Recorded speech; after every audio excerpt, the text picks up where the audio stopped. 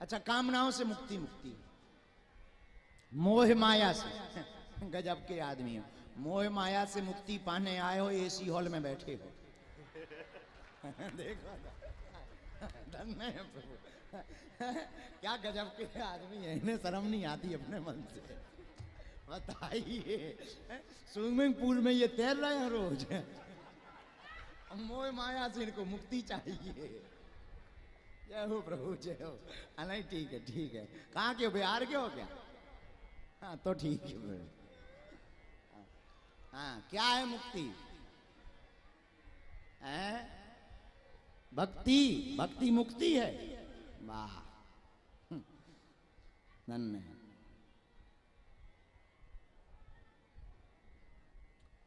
आज ही कथा में हम उसका उत्तर दे चुके हो। बताओ कितने बड़ी उल्लू हो तुम। सुनिए, सब उत्तर सही है अपनी अपनी जगह। आत्मा से परमात्मा के मिलन को मुक्ति कहा आपने, ठीक है, ठीक है। बैठो, अब हम बता रहे हैं। अब हम बैठो, अब हम हमारी सुन लो, हमारी सुन लो, क्योंकि माइक हम पे है। कोई कहता है मोह माया से मुक्ति, कोई कामनाओं से, कोई काम क्रोध लोभ त्याग को मुक्ति कहता। हम इन सबके खिलाफ, सबके खिलाफ। हमारा मानना है जो है सो रहने दो, ना कुछ पकड़ना है ना कुछ त्यागना है, एक सुधार करना है। जो है वो हमारा नहीं है, जो हमारा है उसको पहचान करके पकड़ लेना है, बस इसी का नाम मुक्ति है। परमात्मा हमारा है, उसको पा लेना ही मुक्ति है। अच्छा, त्याग तुम सकते नहीं। हम जैसे ये कह रहे भाई साहब मोह माया से, ठीक है, मोह माया से तो पहले नंबर तो तुम कपड़े ही नहीं उतारो, ये भी मोह माया है। अब तुम स्विमिंग पूल में तैर रहे हो रोज, आज तुमने काजू की पनीर खाई और तुम कह रहे मोह माया से मुक्ति। ये तो वही वाली बात हो गई, 11 लाख दक्षिणा लेकर के फिर माया छोड़ने के प्रवचन सुनाए जाए। अरे मोह माया को छोड़ पाना बड़ा मुश्किल है।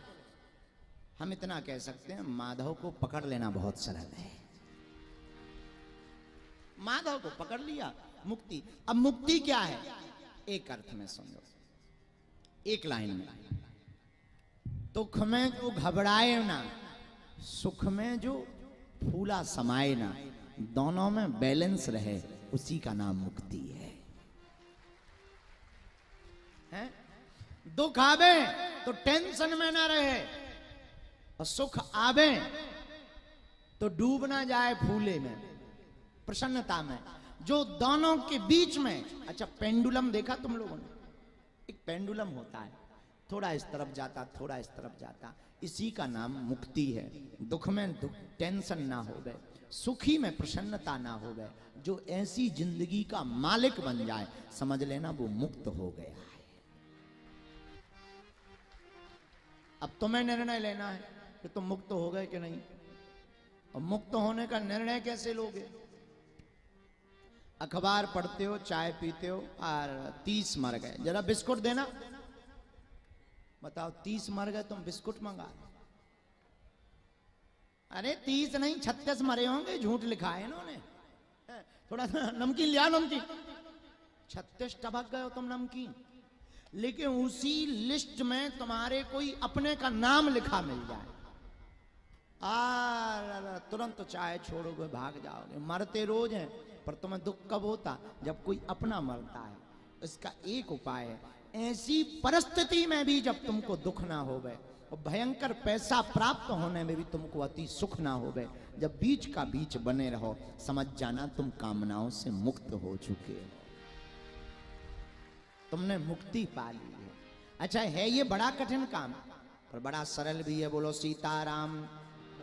उसके लिए हम एक गीत हमेशा गाते थे, सुख भी मुझे प्यारे।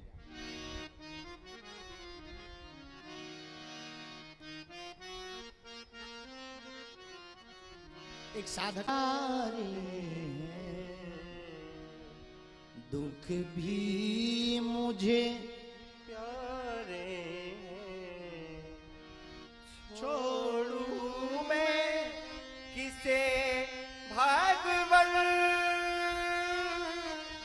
दोनों ही तुम्हारे पूर्वज ऊपर बैठे बैठे धन्य मना रहे होंगे, हमारे वंश में एक बेटा बेटी ऐसा जाया है जिसने गया जी में आकर के हम लोगों के निमित्त पिंडदान करवाया है।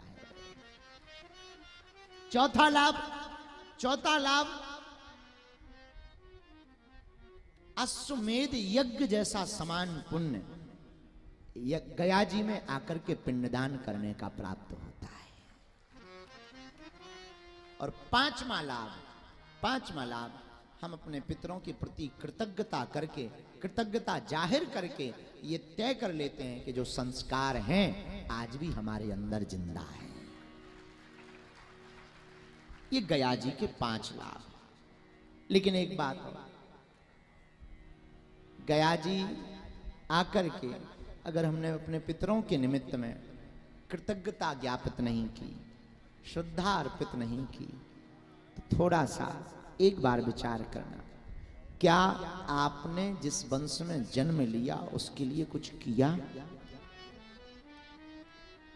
जिस वंश में कुल में आपने जन्म लिया उसके लिए अगर आपने कुछ नहीं किया तो आपने फिर कुछ भी नहीं किया।